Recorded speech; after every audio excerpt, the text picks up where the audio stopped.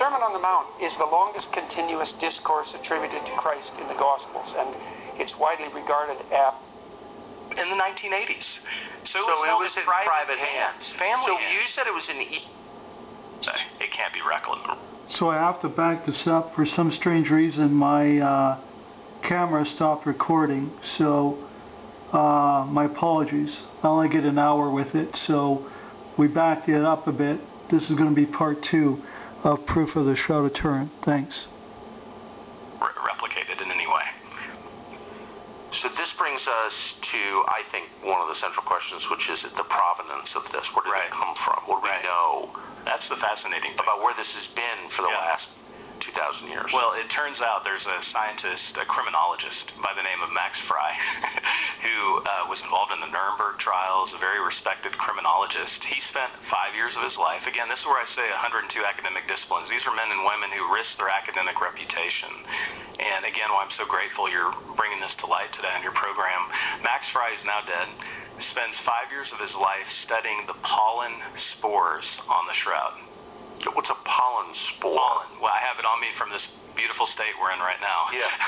From traveling here and all of the allergies here right now. Yeah. But there are 56 different specimens of pollen that Max Frey detects from plants. From plants. From plant life, botany. And what's amazing about it, again, if we're making this up or trying to hoax this, we would not have known this 700 years ago in medieval Europe. Right. There are certain pollen flower plants that bloom only in springtime, where in the land of Israel, where more specifically in Jerusalem, and that pollen is on the shroud. So you have pollen flowers that only bloom in April in the land of Israel, and that pollen signature, according to Max Frey, that pollen species, we have 56 of them, is embedded in the shroud chemically. What's fascinating is we don't just have pollen from the land of Israel, we have pollen that traces the provenance of the shroud from Jerusalem, AD 30, to Edessa, which is far eastern Turkey, where it's there for 900 years, and then we have pollen from Constantinople, the Eastern Roman Empire, right? Constantinople, and again, the shroud is constantly escaping the caliphates of the time. So it goes from Constantinople in around 1200 through Athens, finally up to Liry, France, with a knight, Geoffrey de Charnay, who he never says how he got it, but he has it. And then ultimately he sells it for 2 castles to the Savoy family of France. And then it's moved to Chambéry, France, and it's under the House of Savoy.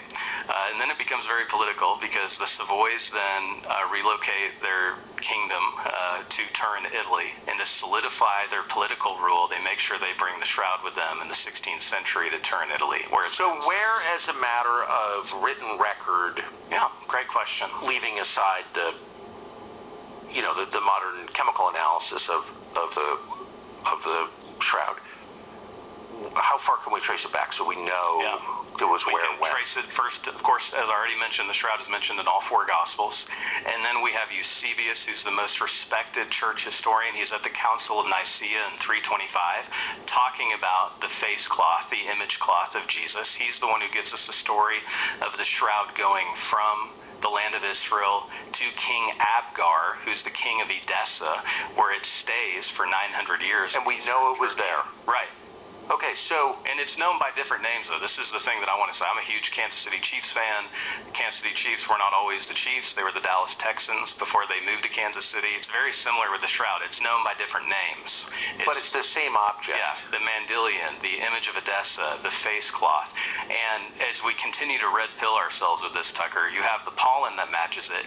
You have the textual records that match it. Eusebius, we have these other wonderful early Christian historians who are talking about this face cloth. When's the first written reference to it? Oh, the Eusebius, the great church historian, early 4th century.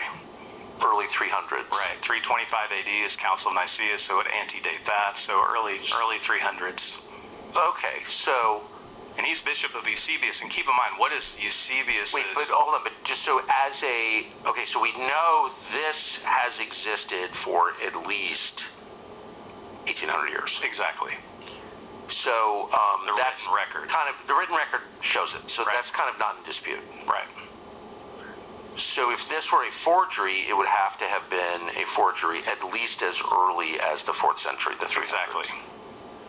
And so that right there kind of tells you, like, if modern science can replicate this, probably not possible in 20 AD. Right. Incredibly not. Okay, so I didn't know that. No, nobody does. And because I was told by Reader's Digest in the 70s. No, I'm serious. Strange Stories and Amazing Facts. Right. It was a Reader's Digest book that I read in 1980 in summer camp, and I read about this, and I'm like, this is an amazing thing, and photographic negative, but we know it's a product of the Renaissance or the late Middle Ages. False. But there was already a written record of it going back to the greatest historian of the early church, Eusebius, who I was going to mention it. He's in Caesarea. He has a library. We don't know the sources he had, but he had an incredible library. Yeah. So he's standing on the shoulders of historians before him. And so this is a long-standing historical tradition in the church. One of the things that's interesting to me, and one of the things I had to get over as I began studying the Shroud, Tucker, is I thought it was a Catholic relic. Now, we need to, again, I want to just hammer on this because you have a lot of Protestants that watch your program and a lot of Christians who think, oh, that's just a Catholic relic. I'm not interested in the Catholic Church, therefore I'm not interested in the Shroud. The Catholic Church did not take control of the Shroud of Turin until 1983. 2 years of probate court. The last king of Savoy bequeathed the shroud to the current pope, who was Pope John Paul II at the time. And after 2 years of probate court, finally, the Catholic Church becomes the custodian of the shroud in the 1980s. So it was in private hands. So you said it was in eastern Turkey for 900 years? Where? In Edessa, which is eastern Turkey. It was a stronghold of the Christian movement, as it was, escaping but then when the Muslim invasion started, and again, the 7th century, it escapes to Constantinople, and then Athens, and then beyond that, as I mentioned. It keeps moving west. Right, exactly. As the Ottoman Empire rises. Totally. Islam sweeps over. Yes. The land of the Bible. Islam killed the bishops, the Bibles, and the buildings. Yeah. So it's escaping that. So it's amazing the embarrassment of riches we have from an artifactual standpoint. And then when you actually look, too, there's something else we haven't touched on. The iconography, the early Christian art, Tucker, I mean, is remarkable. On my social media, we created a AI image, my friend Doug Powell and me. Doug gets all the credit. He's an amazing artist. He imported the information of the face of the crucified man and compares it with the icon, Pantocrator, Lord over all, which is currently at St. Catherine's Monastery, where it's been since the 6th century. This is an icon of Jesus. It's famous. When he put those two images, the face of Jesus in the shroud and the icon Pantocrator in Sinai, he put that into Mid-Journey and created an AI rendering of what Jesus would have looked like. It is so moving. It's powerful to look at. It's interesting, the face of Jesus on the shroud before us, even at this distance, it's recognizable as the Jesus from antiquity, from the artistic representations of Jesus all the way up until George Floyd became Jesus in 2020. Yeah, not the gay-looking Jesus of the medieval era. Yeah, no, and I really mean that. If you look at Jesus depictions in the medieval era, it's a very effeminate Jesus, no facial hair, weak, small. Wait, is she taking the rail with both hands now? 64 going on 90. Take your time, honey. We'll do our 4 miles and circle back for you. Again. Grandma, did Mom show you my drawing? It's us at the waterfall. He made it for you. A white Jesus. That's not what we have reflected. So again, if we were a hoaxer in the medieval era, we would have created the Jesus of our time, which is this effeminate Jesus. No, what do we have in here? We have a man's man, a long-haired man, a man, we know Jesus walked 20,000 miles in his ministry. If you just add up his trips to Jerusalem and his public ministry, Jesus being about 30, according to Luke's gospel, when he begins his ministry, Jesus was walking all the time. There was no Ubers or rideshare apps. He was pound for pound a strong man, a physically fit man, and that's why he could probably take the brutality that he endured as well. That's just so interesting, though. But the face is distinctive, and the face is reflected through Christian art going back a long way. Like, if you just showed me that that face, I'd say, oh, that's Jesus' face. Exactly. So the question always was like, well, how do we know what Jesus looks like? And this is the shroud. answer. Yeah, and so all the icons, what we call them, is all the iconography, all the icons of Jesus, there's over 200 of them, they seem to have the same source material. And when you compare it to the shroud, it's like they all trace the face of Jesus off the man of the shroud. Wild. And not only that, you have the numismatics. This is the study of coinage from the ancient times. Yeah. And you have all these Byzantine coins that look just like the image of the face of the man of the shroud. Yes. So, like, what are all these people looking at if the shroud was invented, you know, like the liberal scientists want us to believe, and the liberal Bible scholars who are apostate, you know, in the 14th century? So that's the claim. The claim is based on one fact, the carbon dating of 1988 that you brought up. 1260 to 1390 is what they wrote on the chalkboard in October of 1988, that the carbon dating says. So let's get into that in some detail, Absolutely. if you don't mind. I would love to. So everybody remember, I guess I misremembered. I was told it was probably fake in 1980, but it was, you're saying, was not until 1988. October 88. October 88, there was a radiocarbon dating of the shroud itself. Right. Before you debunk it, if you wouldn't mind just explaining who did that. Right. So the agreement was, again, the Catholic Church did not take control of the shroud until the mid-80s. First, if you don't mind, could I just back up to 1978, Tucker, to the original scientific research? So, I mean, this is amazing, which I'm glad we have this time. In 1976, and I'll get to it, I want to set the context. 2 Air Force Academy professors, Eric Jumper and John Jackson, use a machine that was developed to study the effects of the nuclear bomb called a VP8 image analyzer. It's a brightness map. And they would use that to scan the impact of the nuclear bomb. So that's what the machine is. These are not pastors, these are not theologians, these are professors at the Air Force Academy. They get an image of the Shroud of Turin, likely the Henri 1930s image that C.S. Lewis had in his bedroom, and they put it through the VP8 image analyzer. And they realize there are 3D information encoded in the Shroud of Turin. No other picture does that. I want to make sure this sets in. There's 3D information. There's like a holographic topography brightness map of the man of the shroud. That looks like you're looking at the surface, you know, geography, topography of land. There's like depth. There is depth. There's 3D. The way they said it, analytically, there's 3D information encoded in the image of the crucified man. And when they put pictures of their grandchildren through it, it was just smeared 2D images. So no other image does this.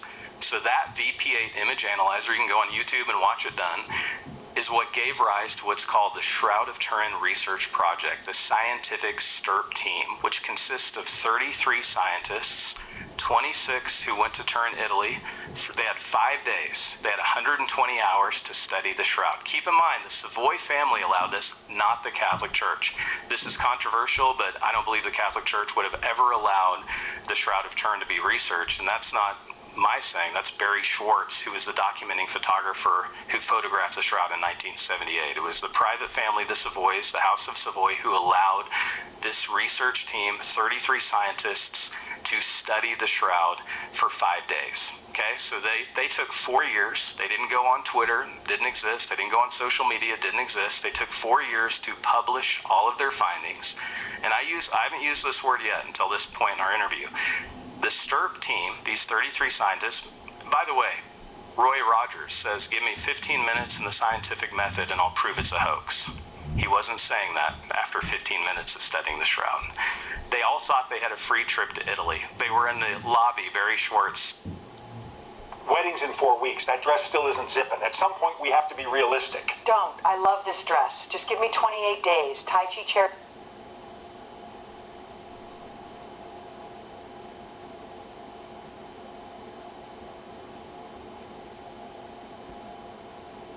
One of the original STURP teams, and I met many of them. Sadly, many of them are now dead. But they're meeting over drinks in the lobby of the Italy Hotel in Turin, which is a beautiful city to visit, and they're all joking that they have a free trip to Italy to debunk this hoax.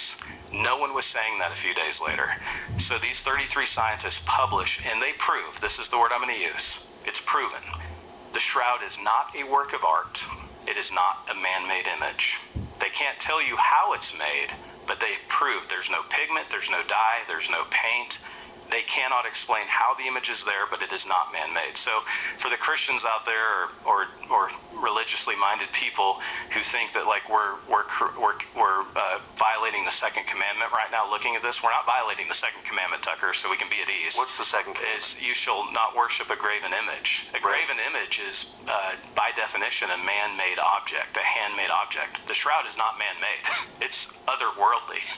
So we're not violating the second commandment. So that allows people. And what's otherworldly about it? The 3D? That the image, here's the cool part about the shroud. I believe we're looking at the moment of Jesus' resurrection, ultimately. All of this conversation leads that something powerful happens on that first Easter morning. It's electromagnetic radiation that's so powerful. We don't have this amount of watt power on Earth. 40 billion, literally 40 billion watts of energy, but it happens. It's peak power. It's not like the power when you flip on. It took me a while to learn this. It's almost like a cold energy because it happens so quickly, in a twinkling of an eye. It doesn't evaporate. It doesn't. The linen. That's what the labs could heat up and essentially tattoo the shroud, but it would burn up instantly. It would scorch. This didn't scorch. It was the pulse rate, which was so, and I know we're getting deep, but it's important to be nuanced in this conversation and precise. The pulse rate power, 40,000 billion watts traveling at 1/40th of a billionth of a second, we believe is that moment that Jesus' body is resurrected. And that's what leaves this image. But whatever it was a process that chemically changed the fibrils at a 0.2 depth, which is surface level, to leave this image. And that cannot, just for the fifth time, that cannot be applied with a brush. No, it can't be duplicated. And it hasn't been. One man in Britain offered £1 million to anyone who could replicate the shroud, and no one's taken him up on the offer. So if we have a written record of the shroud going back to the 4th century, how were scientists allowed to say that it, if we know it existed because contemporaneous sources described it, then how are they allowed to say it was a Renaissance creation? Well, how are they allowed to say anything that's unfactual? They're liars. And they hate truth and they hate God. Well, yeah, I'm aware of that. But like just on logic grounds, it's how could, I don't know, did anybody say, well, wait a second, we've been, someone in the 320s wrote about that. Right. Well, they don't know that, honestly. Scientists, they don't read these truths. They don't read Christian history. Most media people have never read the Bible. They don't even know but if they're studying the Shroud of Turin, you'd think they would have some grounding in the Shroud of Turin. Right, but exactly. No. So they do radiocarbon dating. This was the headline from '88, I guess. Right. That it's a so thank you. So that was the scientific launch to the. So then in the late '80s, thank you for bringing me back. It's agreed upon that 7 laboratories would do blind research, carbon dating of the shroud. And the scientists who studied it said, whatever you do, don't take the sample from the fringes because the shroud has been repaired. There's 2 things we're looking at, Tucker, that it took me a minute to learn all this. There's these parallel, those lines, those are burn marks, those are scorch marks.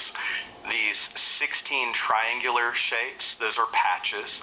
The shroud survives a fire in 1532. The nuns stitched it up with a backing cloth, and they also Where was the fire? This was in Chambéry, France, 1532, before it moves to Turin in 1578. So it survives this fire. It's doused. The shroud has survived at least 3 fires, and so there are also water stains. You can see those watermarks as well on the shroud. This is what's amazing. Like, if this was a work of art, it would have diluted it. The image would have smeared or vanished. None of that happens. The image is still, as you just saw with the classic invert on my phone, very apparent. And so it survives all of that, but it did come in contact. I mean, millions of people have likely touched this shroud. I mean, it would be brought out for baby baptisms. Some moms want to build income from home. They just don't want to post, pitch, or be online all the time. And that's exactly why Amazon Zero is catching on. Zero social media, zero shipping, zero tech headache. The first time I tried it, I made $14, and I was like, oh my goodness, this actually works. Hi, I'm Carla. Upper right corner, would be cut off. Like if I really loved you, Tucker, I would give you a piece of the shroud to take home with you after having dinner with me if you visited me in one of my castles. I mean, so it's known that aspects of the shroud were given out even for indulgences. So in the top left, you can see with the naked eye, anyone who pulls up the shroud can see it is a contaminated area of the shroud. It's dark. It's been touched a lot. It's the fringes of the shroud. And so there's an invisible weave there that many great scholars believe that was patched. And so the scholars said, whatever you do, don't carbon date the corners of the shroud because it's been so contaminated. It's a contaminated sample. Get in the middle of the shroud and carbon date those samples. So what did this community do? These 7 labs that were supposed to carbon date it, actually only 3 labs did. No one ever answered why 7 labs didn't do it. It wasn't done blindly. 3 labs, Tucson, Arizona, Zurich, Switzerland, and Oxford, England, carbon date the shroud.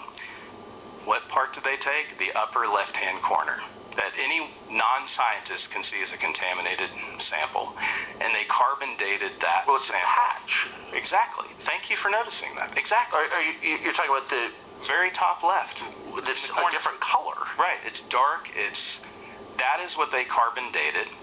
And then, ironically, the British Museum suppresses the data, the raw data of the carbon dating for 29 years. Only in 2017, through a French attorney, who I'm going to be with very soon at the International Shroud Conference in St. Louis, I encourage people to check it out, the French attorney, through the equivalent of the Freedom of Information Act, finally got the raw data released for the carbon dating. And what did they find? The sample that was used to carbon date it has cotton within the sample, not fine linen. The rest of the shroud is fine linen. That's indicative it was patched. So this whole bias towards the shroud is based on bad science and suppressed science, by the way, 29 years suppressed. I don't know if was there cotton in Europe or the Middle East. Yeah, there was in Europe because they would use it for patchwork, these invisible weaves, these seamstresses. No, right, but 2,000 years ago. Yeah. This was fine linen. We don't have any other shrouds with cotton. This is the patchwork that was done in medieval Europe to protect the shroud, to preserve it. And so that is what the carbon... So if we're stacking up all of the evidence for and against the shroud, we're in the middle of presenting a voluminous amount of evidence for the authenticity of the shroud and that it is indeed Jesus' burial cloth. And we have one bit of evidence to deny the shroud, this erroneous carbon-14 dating. Has anyone ever carbon dated the linen? No. No, it's not been allowed to be dated since. Well, I don't understand how you could carbon date what's obviously a patch. Right. That I can see. Well, we weren't even made aware of what was dated until the data came out. So they knew that there was cotton in the sample, which just immediately disqualifies it. Exactly. It's a contaminated sample. And they knew that, and they hid it for almost 30 years? Right. We're sure. Welcome to Shroud of Turin research. Yeah, and Ray Rogers, the chemist who said, give me 15 minutes in the scientific method, debunked it in a scientific journal and then sadly died a month later of cancer, and his debunk of the carbon dating got no traction. So I'm happy to bring it up on your program and give him all the credit. So why not just take, I mean, it's kind of a significant question, right? Right. If it's 2,000 years old. Because the Catholic Church is afraid of it. And the Catholic Church has still never come out in support of the shroud. Are you aware of that? Like they're ambivalent about it. They're indifferent about it. And I was just in Turin, so I'm thankful for everyone there who welcomed me. I met all of the scientists. My friend Enrico, the chemist, the shroud is now currently kept in what's called a reliquary. It's the exact size of the shroud. The company, this is fascinating information, the company that creates all of the materials for the International Space Station is based in Turin. That same company created the box that preserves the shroud. So where is it, in a church? It's in the Cathedral of St. John the Baptist. In this reliquary, this box, you can walk in and see it today, but it's a covered box, and it's 99% argon gas, because the two enemies of the shroud right now are light and oxygen, and so they're preserving it. So the Catholic Church has no interest in educating people about the shroud. Again, I'm thankful that you're having me on. I don't understand why. Their only interest is in conservation. So they're conserving the shroud right now. The shroud hasn't been on display since 2015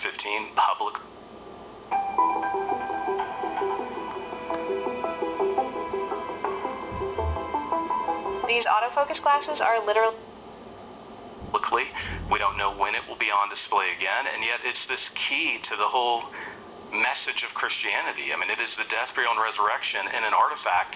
Nothing else does that outside of the Bible except the shroud. I'm confused. Why would a Christian church want to hide what appears to be physical proof of the resurrection, of the core story of its religion? Right. What's the answer? I wish I knew. Who makes that decision?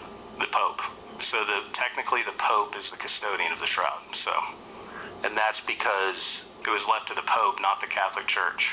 And I was there during conclave, which was an interesting experience. But I just don't, it doesn't seem to make any sense. Do you think they're worried that it would turn out to be fake? Right. I think so.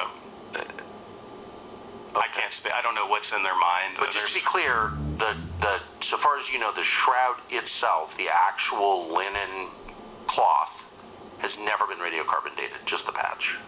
Just the upper left corner, which is a contaminated sample. So it was the patched sample, not a fine linen sample.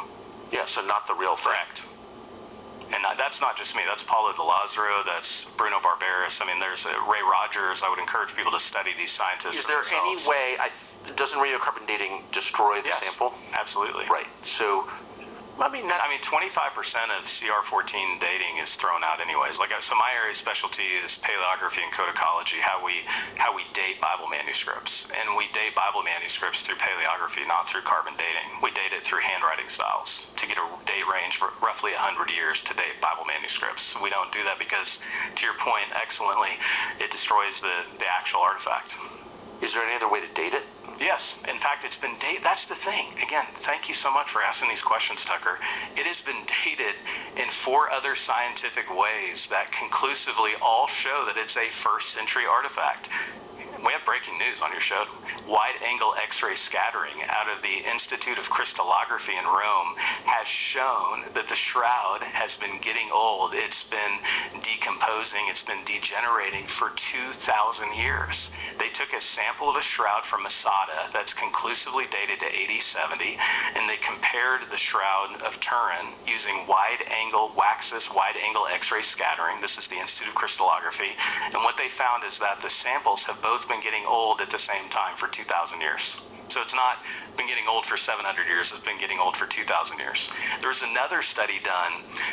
Linen is made from flax, and it has a substance called vanillin in it, and it takes hundreds, if not thousands of years for there to be no trace elements of vanillin in the fine linen. Guess how much vanillin there is in the Shroud of Turin? 0. So if it was 700 years old, there would still be traces of vanillin chemically. There's no vanillin in the shroud. So I don't want to bore you with these details, but they're very important. They're not boring at all. There have been other scientific studies that have been suppressed all of the other studies, to answer your question, have proven that the shroud is 2,000 years old from a scientific standpoint. I think it's pretty wild that the authorities, the British Museum, is that what you said? Right. Would hide relevant data, suppress it for 29 years. I mean, the professor... How can you how is that science? I don't understand. One of the lab officials, Tucker, I mean, this is all... I mean, if people just read for themselves and think for themselves, I mean, one of the professors who wrote on the chalkboard 1260 to 1390 was given a $5 million endowed chair right after this announcement in 1988. By whom? By his cabal that was backing him. Huh. So again, people need to follow where the evidence leads. And again, I'm following forensic science, I'm following the iconography, I mean, the blood samples alone, the hematology. If we wanted to fake the shroud, you realize we'd have to kill someone.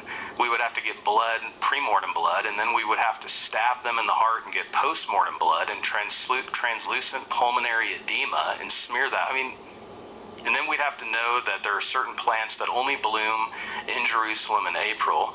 We would then have to we'd have to know the provenance of the shroud. I mean, there's over 30 things a hoaxer would have to know to fake the shroud. And then you'd have to apply it in some unknown fashion that cannot be replicated even now. And then we would have to know, how do we change 2 microns deep, so surface level.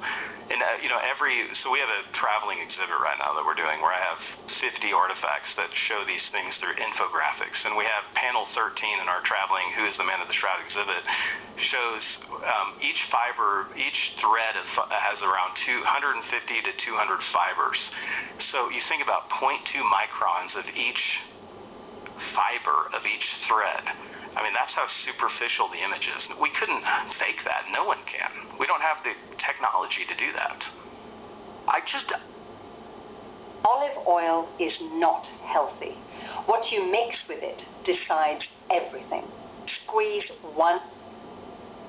I'm fixated on the idea that the custodians of the science around this at the British Museum, which is the most famous museum in the world, whose job is to search for the truth, that's what science is, the pursuit of truth, that they would hide facts and mislead the public on purpose. But I guess I shouldn't be surprised because this is a religious artifact that speaks to the veracity of the world's greatest religion, which has many opponents. Exactly.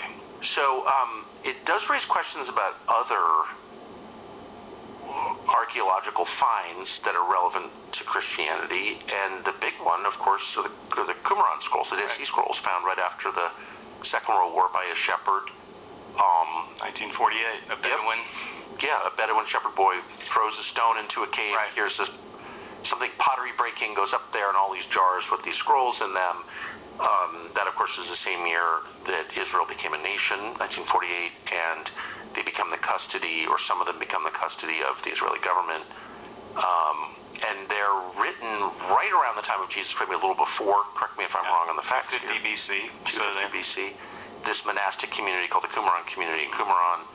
And they're, many portions of what we refer to as the Old Testament. At least that's what we've been told. But then I've always wondered, these are in the custody largely of a government, and they slow-rolled. I mean, they could just take pictures of every single fragment and put them on the internet. And anyway, there are a lot of questions, but my main question to you, I think you know something about this, is do we have all the Qumran scrolls that are in custody? Are they available to the public and to scholars? No, because they keep coming to light. I mean, there's the Cairo-Geniza fragments, so there's also Dead Sea Scrolls outside of the Dead Sea, if that makes sense. So, there's the Cairo-Geniza fragments. This brings up a great question. I mean, the antiquity of all artifacts is sketchy, to be clear. And, when you look at the great artifacts from history, how people come into control of these artifacts, there's a lot of money involved, there's a lot of corruption involved, candidly. But is it plausible, or is there any evidence that scripture from the Qumran cache, the Dead Sea Scrolls, has been suppressed? Oh, certainly, absolutely. Certainly, there's absolutely ways in which there is a demonic hatred towards anything biblical. I mean, I not just in the Dead Sea Scrolls community. I mean, I've seen this with all biblical fragments. There is a hyper-skepticism towards biblical fragments, a framework, a worldview that we don't foist on anything else except biblical fragments. As long as they're available to the public, I'm okay with that. As long as people can, have the information, decide for themselves. But my concern is that they're not available to the public. Well, I worked in the Griffith Papyrology Lab in Oxford, which is formerly known as the Sackler Library. They took the Sackler name off it. But when I was there, it was the Sackler. They're killing a lot of people. So now it's just the Ashmolean. So in the Griffith Papyrology Lab, we have 500,000 fragments that have not been categorized. They have not been cataloged. So, I say this as one who does this. There are biblical fragments that have not been brought to light. Why?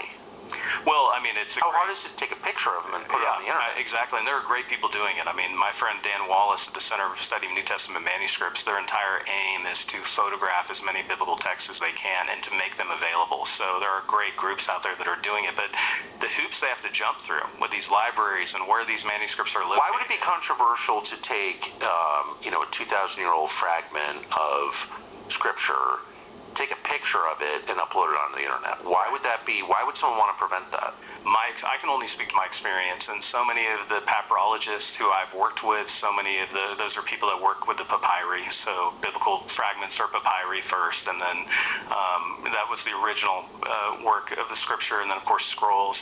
Honestly, so many of them... So papyri made from papyrus plants that grow in wetlands. The early church was innovative. It used something called a codex. It did not take scrolls from Jews. It wanted to have this book form with writing on the recto and verso, the front and back of each page, and it was cheap, it was inexpensive, it could be hidden, unlike these scrolls that were, I mean, I have Jewish scrolls, they're beautiful, but they're heavy, they're hard to transport, they're only written on one side, you had to unroll the whole thing. And they're made of animal skins? Right, parchment.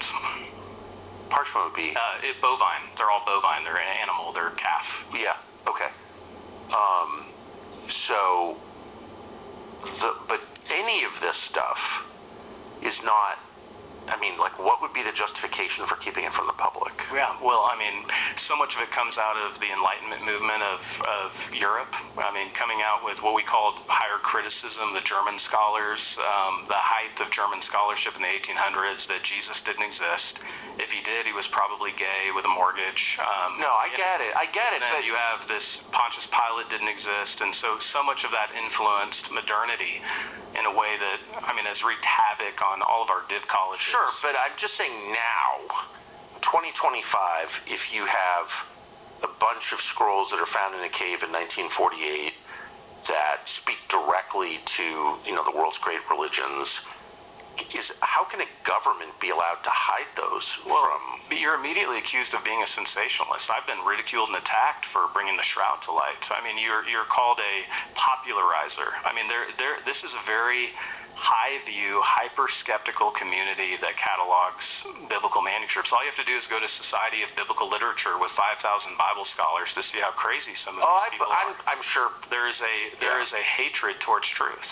I mean, the man who I defend in my thesis, I write about this in my book, Body of Proof.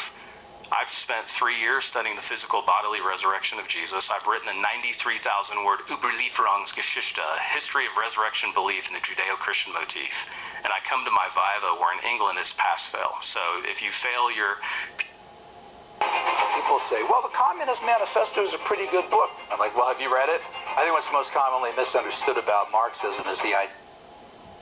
PhD Viva in England, you can never do a redo again. You get what's called an MPhil, and there's no do-overs. So I come to my defense, Tucker, and I have a Bible scholar who did not believe in the miraculous, did not believe in the historicity of the resurrection, and he looks at me and he says, Jeremiah, do you actually believe the resurrection happened, or is that just imaginative storytelling? Yeah. Well, that doesn't surprise me at all. That people who, I mean, how many Episcopal priests believe in God? Yeah, none. No, I know some who do, but like the minority. Yeah, that doesn't shock me that they would, that corruption exists. It's the suppression of information. It's Wikipedia that drives me crazy. It's gatekeeping information that prevents the public and interested parties, researchers from even knowing that information exists. Right. That is so sinister. I'm a victim of it. I mean, I was taught that the Shroud was a Catholic relic and there was no science behind it at all. I mean, I was taught that at the intellectual Jerusalem that is Oxford. I mean, so I'm a victim of this. I understand it completely. And I guess I'm numb to it, Tucker, that it's my world. I've been in it professionally in the academy since 2009. It's just a miracle if truth actually gets out. And that's why I'm so grateful for your program.